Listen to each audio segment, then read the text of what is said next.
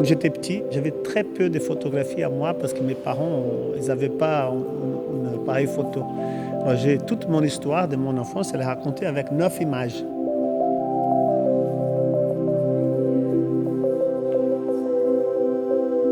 Quand j'ai commencé à voir des photos qui étaient dans les marchés aux puces, que je pouvais acheter des photos de famille, j'étais étonné par ça, parce qu'elles avaient une valeur incroyable.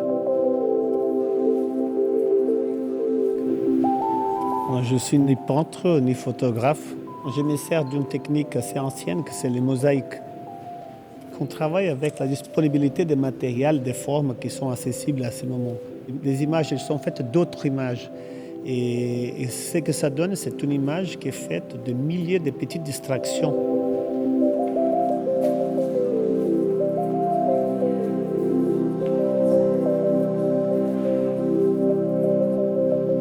Plusieurs fois, j'ai pris des photos qui sont existantes.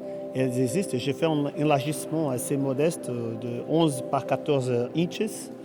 Et avec la photo en bas, on trouve les équivalences tonales dans les petits bouts de photos qui sont autour, qu'on trouve.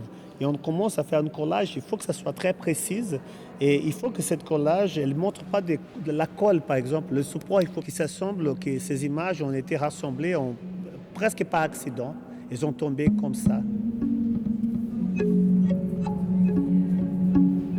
Et après, elles sont scannées et enlargies dans une échelle et aussi une résolution incroyable.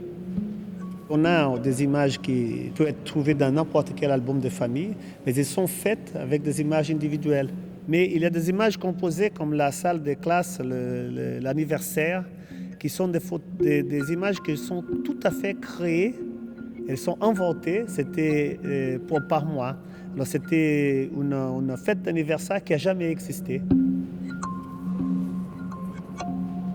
Les images de postcards, on appelle ça postcard from nowhere, les cartes postales de nulle part, elles viennent des cartes postales qui sont déjà des images assez manipulées. Les bleus du ciel dans toutes les cartes postales, exactement les mêmes.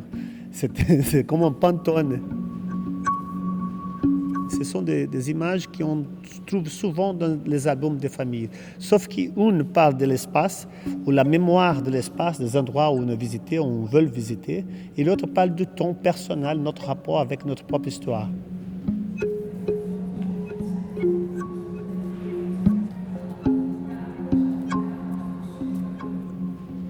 Pour moi, c'est plus important de casser des critères, de trouver des façons où on peut créer des images qui sont entre le document et la représentation. Ça, on regarde toujours les photos en ayant un rapport direct avec la réalité. Et dans ce cas-là, j'ai toujours fait des reproductions ad infinitum.